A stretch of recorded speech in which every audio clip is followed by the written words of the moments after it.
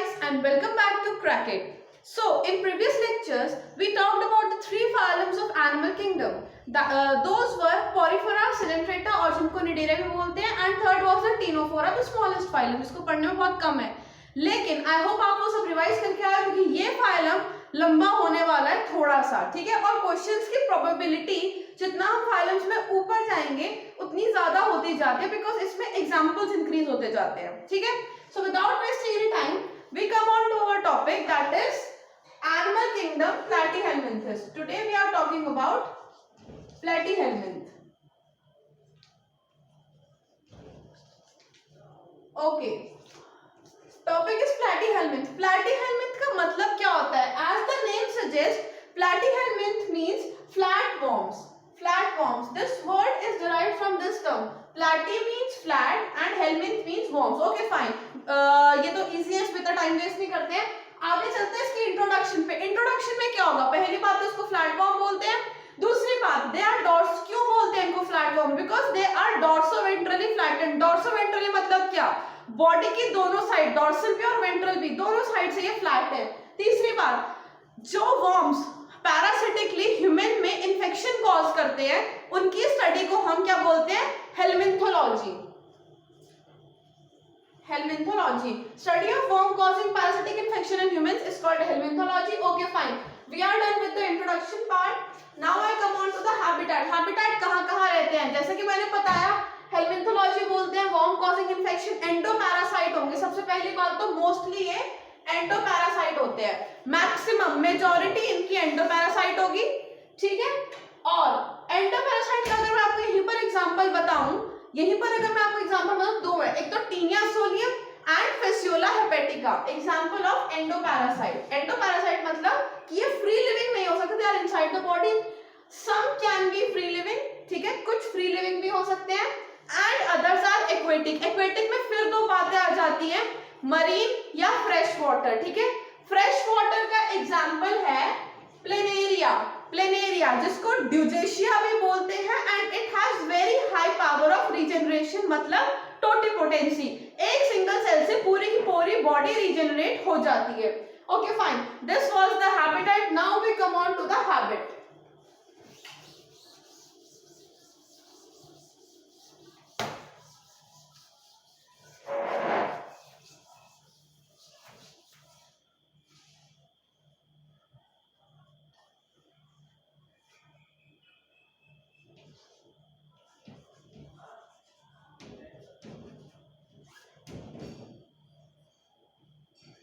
देखो हैबिट कैसी कैसी है इसकी. पहली बात तो they are free living. Endoparasite को छोड़ के बाकी फ्री लिविंग, ठीक है, solitary, not colonial and motile except for parasite. देखो पैरासाइट मोटाइल नहीं हो सकते because they are already inside the bodies, ठीक है. तो they are free living,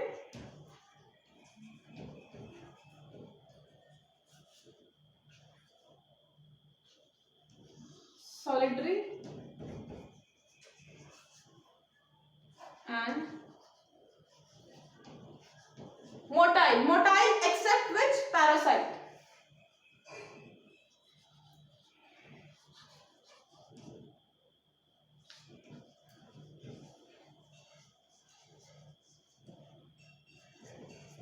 Okay, fine. We are done with these three habit. Now we come on to the symmetry. Symmetry कैसी बताई थी मैंने? इनसे पिछले वालों में रेडियल थी, इसमें कौन सी है? Bilateral. Okay,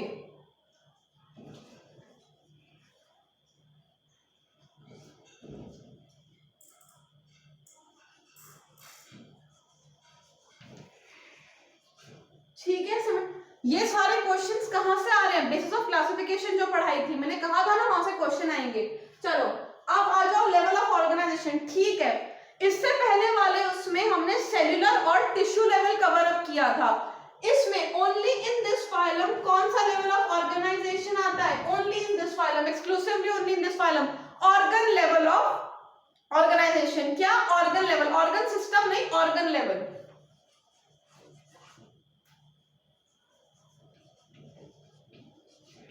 okay, we have done with the level of organization. Now we come on to the germ layer. Germ layer में क्या था? डिप्लोप्लास्टिक या ट्रिप्लोप्लास्टिक? जर्म लेयर में क्या था ये? First phylum to show the triploblastic character, मतलब जिसमें मेसोडर्म आई थी। तो जर्म लेयर क्या हुई इसकी? Triploblastic.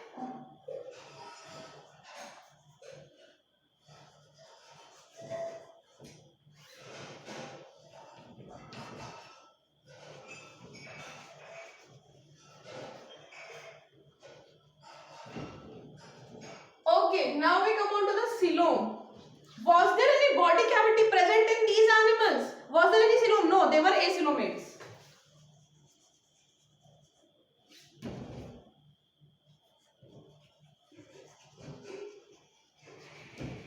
Okay, triploblastic, acoelomate, segmentation. segmentation कौन सी थी इनमें? asegmented थे, pseudo या true? pseudo segmentation.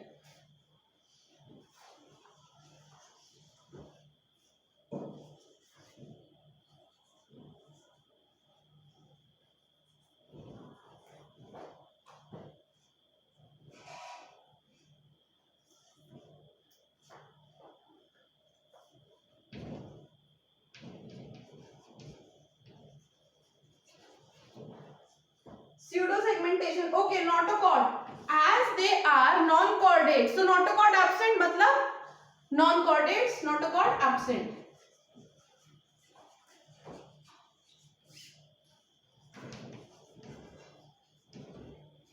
ठीक है, ये पॉइंट्स डिस्कशन वाले हैं नहीं, बिकॉज ये हम पहले कर चुके हैं। ठीक है, इससे पहले इन वाले पॉइंट्स पर आ जाओ, यहाँ तक सारे डिस्कस हो गए। इससे पहले इन दो पॉइंट्स पे आ जाओ, बॉडी प्लान और प्रोटोस्टोमिएट्स या ड्यूट्रोस्टोमिएट्स। बॉडी प्लान क्या था इनका? दो अपर्चर तो नहीं थे इनमें एक्सेप्ट फॉर सम एग्जांपल्स। तो वैसे नॉर्मली क्या बोलेंगे? ब्लाइंड सैक, क्योंकि मेजॉरिटी में वही है। ठीक है,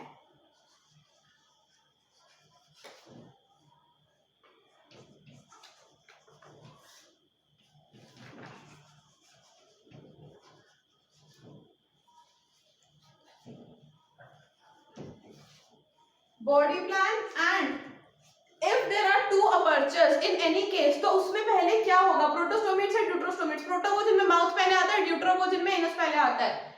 इसमें कौन सा आएगा? They are प्रोटोस्टोमिएट्स। ओके,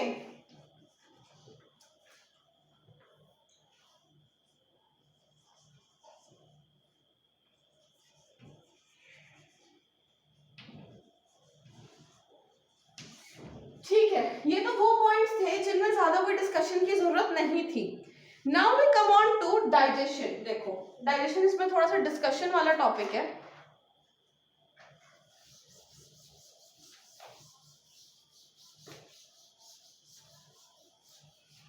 पहले क्वेश्चन तो यह आता है कि इंट्रासेलुलर, एक्स्ट्रासेलुलर या बोथ। तो इसमें कौन सी होती है? एक्स्ट्रासेलुलर।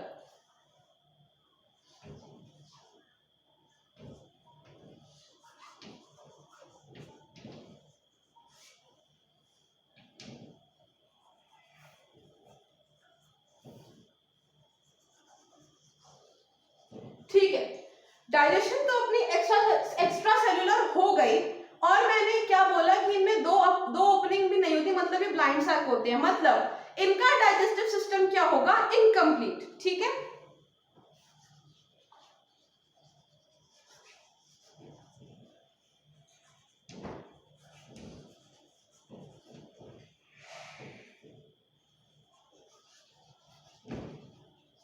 मतलब माउथ और एनस दोनों नहीं प्रेजेंट होते। देखो, अब एलिमेंट्री कैनाल, मैंने बोला एक्सेप्शन भी आएगी इसमें। ठीक है, देखो एलिमेंट्री कैनाल की दो ओपनिंग, माउथ और एनस।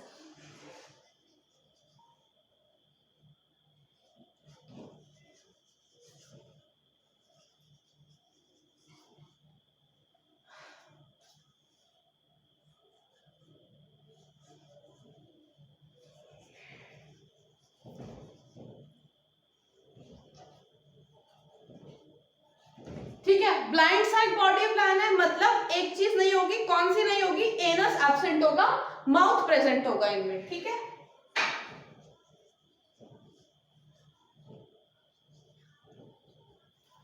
चलो ये बात आ गई माउथ प्रेजेंट और एनस एब्सेंट। लेकिन किन में होगा? इसका एग्जांपल, इसका एक एग्जांपल कौन सा? दो एग्जांपल कौन से आते हैं इसके?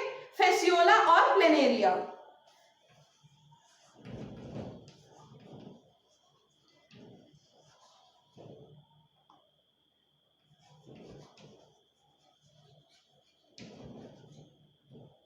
ओके, ये बात हो गई डाइजेस्टिव सिस्टम इनकम्प्लीट, ठीक है। अब मैं एक बात करूंगी, digestive system completely absent. Incomplete मतलब है लेकिन कंप्लीट नहीं है, 1% नहीं है। अब मैं कहूंगी कि है ही नहीं, किस किस में होगा, थोड़ा आइडिया लगाओ। जो पैरासाइट्स होंगे, देखो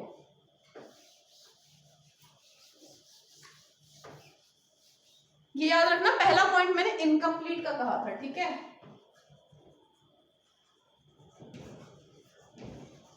अब मैं बोल रही हूं कंप्लीटली एब्सेंट।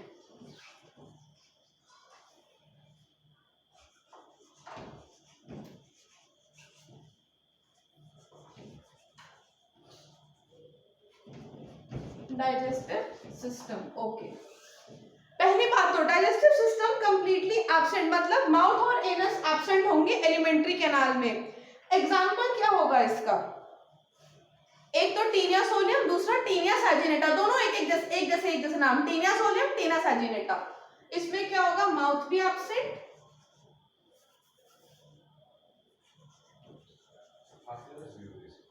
माउथ भी नहीं होगा और एनस भी नहीं होगा, ठीक है। दोनों ही चीजें नहीं होंगी। इसका एग्जाम्पल क्या आएगा, टीनिया सोलियम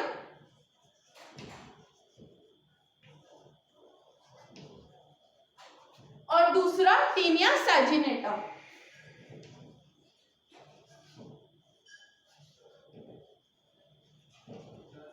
ठीक है, कंप्लीटली एब्सेंट। अब ये एनिमल्स अपना न्यूट्रिशन लेंगे कहां से, क्वेश्चन आता है कि कहां से लेंगे, तो जनरल बॉडी सरफेस से एब्सॉर्ब करते हैं ये अपना न्यूट्रिशन, किसकी, होस्ट की जनरल बॉडी से। और इनमें हुक्स और सकर्स होंगे लेकिन सिर्फ अपने आप को एडहियर करने के लिए, ठीक है।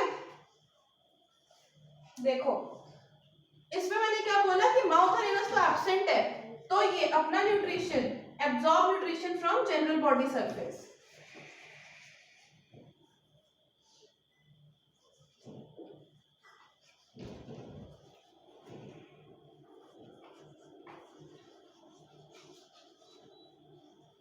General body surface, absorb nutrition from general body surface. किससे एब्सॉर्ब करते हैं न्यूट्रिशन, होस्ट से।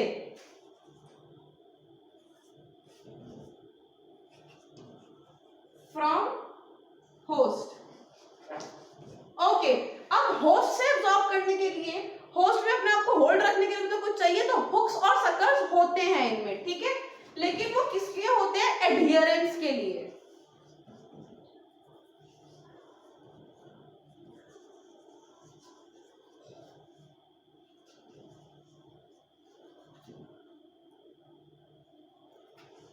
Hooks and sucker present, ठीक है, but for adherence.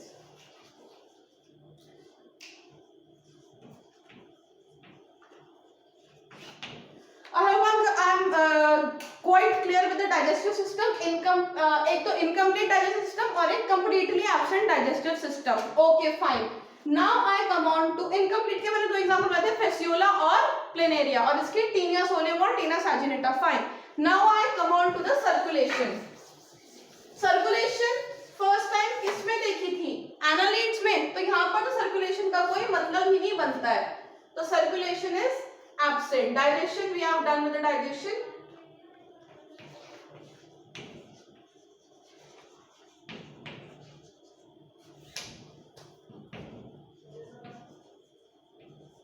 Okay, respiration, respiration भी कैसे होगी, थ्रू जनरल बॉडी सरफेस।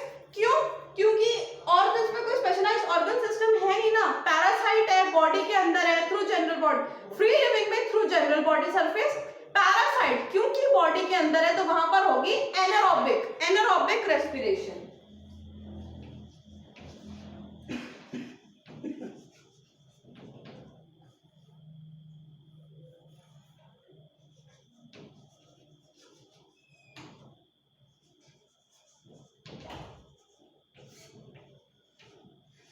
इसके दो हैं, फ्री लिविंग, फ्री लिविंग में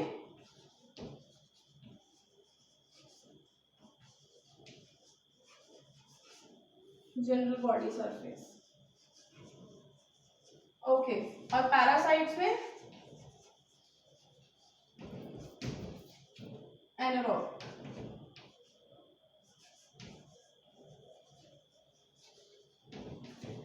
Clear? Parasites में anaerobic because they are present inside the bodies. Fine.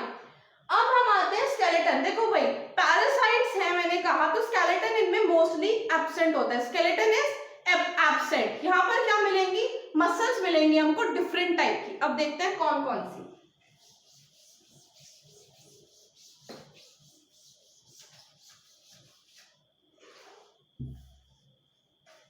ठीक है, circulation done, respiration done. Now I am talking about the skeleton.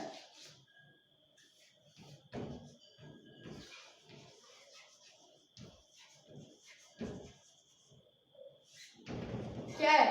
Absent. Okay, and now I am taking this locomotion.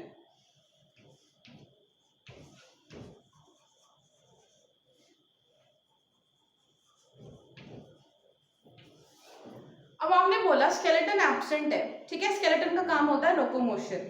तो इसमें locomotion कैसे होंगी? देखो, जो तो इसमें फ्री लिविंग है,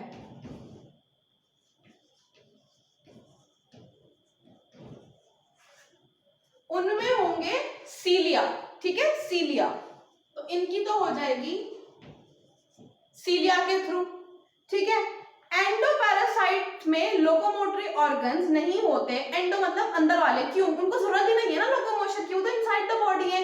लेकिन उनमें लोकोमोटरी ऑर्गन की जगह एडहेसिव ऑर्गन प्रेजेंट होते हैं. एडहेसिव मैंने पहले ही बताया था, मतलब होस्ट की बॉडी से चिपकने के लिए. कौन कौन से? हुक्स और सकर्स.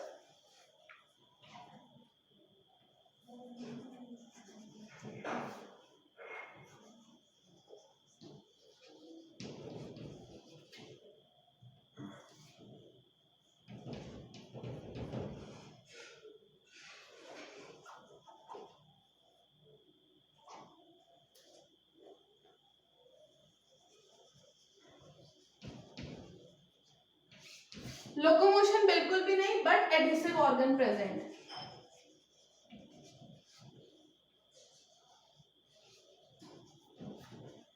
एडहेसिव ऑर्गन होंगे कौन कौन से? Hooks and sucker.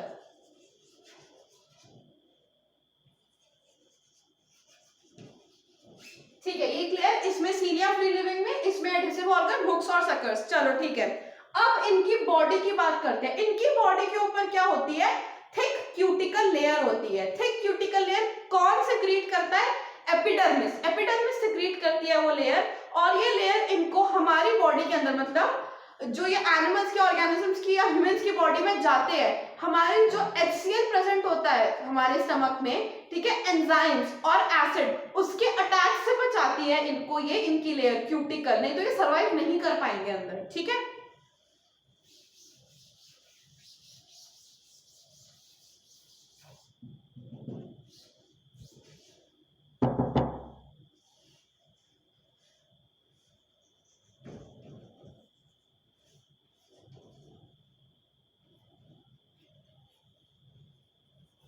Cuticle present होगी.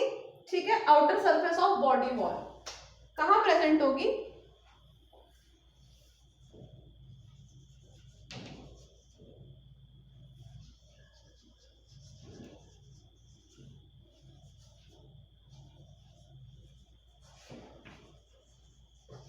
ओके, इसको cuticle also known as tegument. Tegument याद रखना, टेग्यूमेंट होते, मैं आगे कॉकरोच में पढ़ाऊंगी आपको 2 लेयर्स, वहां पर मत कंफ्यूज करना इसको. वो भी इसके नाम ऐसे मिलते मिलते होते हैं. ठीक है, तो इसमें इसको क्या बोलते हैं? टेग्यूमेंट.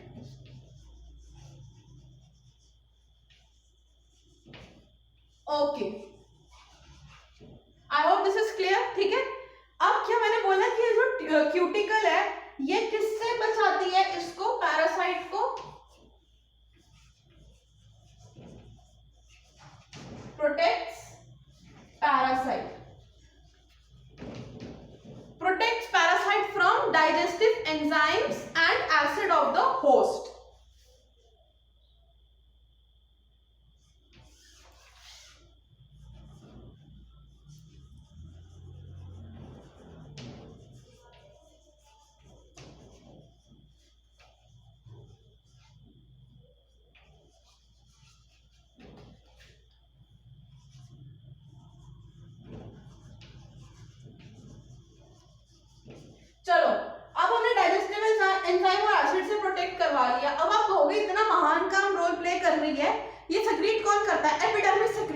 है इसको, क्यूटिकल को, ठीक है।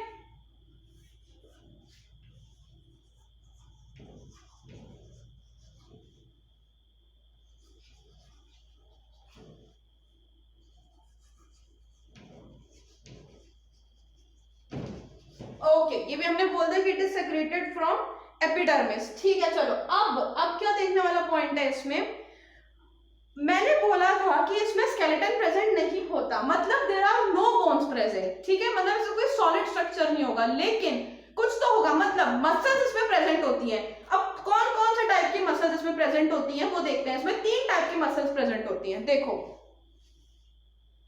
ये क्यूटिकल क्लियर हो गया ना, इसका स्क्रीनशॉट लेना है ले लो, वरना नोट्स में प्रोवाइड कर ही रही हूं।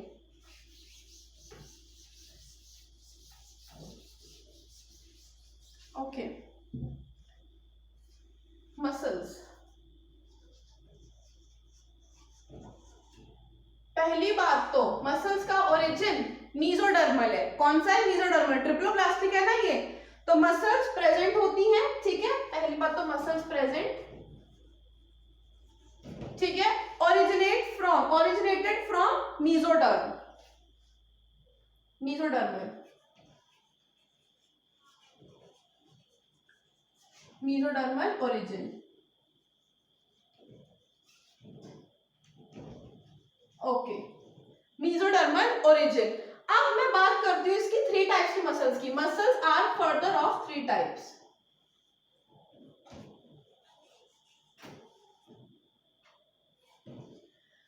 पहला है सर्कुलर मसल लेयर। 3 लेयर होती है मसल की, circular muscle layer, longitudinal muscle layer and oblique और रेडियल मसल। 3 टाइप्स कौन कौन सी?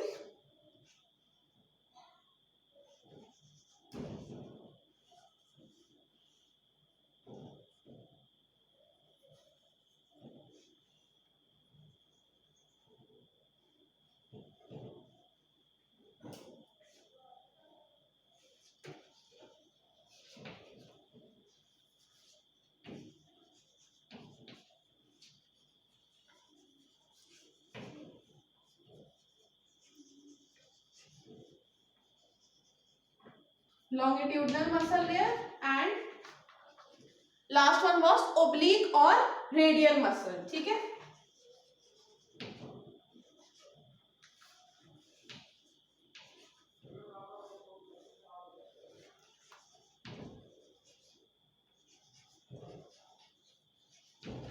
चलो अब मुझे एक बात बताओ, इसकी तो हमने चलो कर ली, यही था इसमें कि मीजोडर्मल ओरिजिन में होते 3 टाइप की, circular muscle layer, longitudinal muscle layer और चौथा ओब्लिक और रेडियल मसल। यहां से मैं एक क्वेश्चन पूछती हूँ, ह्यूमंस में मतलब हम में रेडियल मसल कहां कहां मिलती है? रेडियल मसल ह्यूमंस में कहां कहां मिलती है? एक तो हमारी ये मिलती है यूरिनरी ब्लैडर में। कहां? यूरिनरी ब्लैडर में, आईज में, स्टमक में और कहां मिलती है? डायफ्राम में।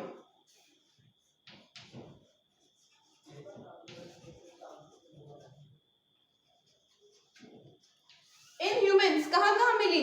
Diaphragm, eyes, stomach and urinary bladder.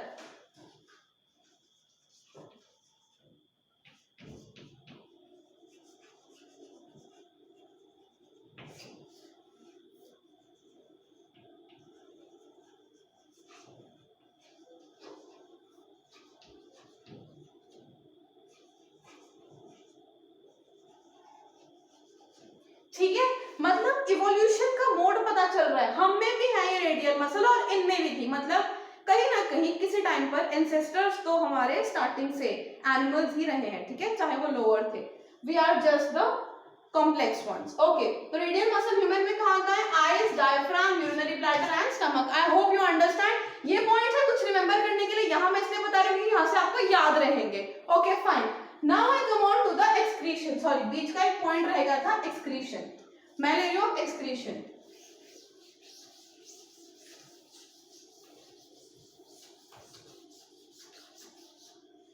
चलो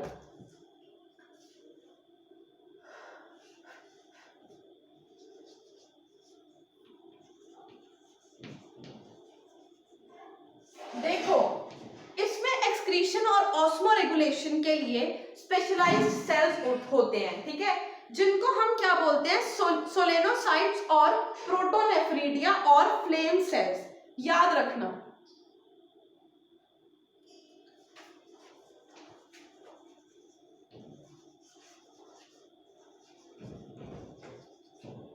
ऑस्मोरेगुलेशन एंड एक्सक्रीशन थ्रू एक ही सेल के तीन नाम, कौन कौन से, फ्लेम सेल्स, प्रोटोनेफ्रिडिया और solenocytes.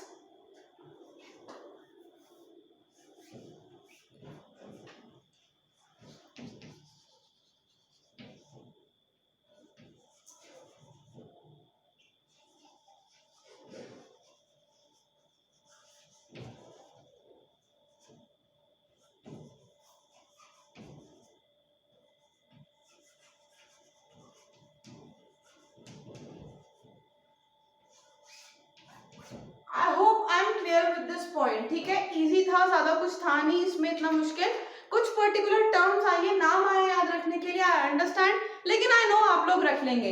With this I will stop my lecture. Last के जो तीन बचे पॉइंट्स है, nervous system, reproduction and examples, I will be taking in the next lecture. मैंने कहा था फाइलम थोड़ा कॉम्प्लेक्स हो रहा है, इसलिए इसमें टर्म्स आ रहे हैं, थोड़ा टाइम भी लग रहा है, ओके।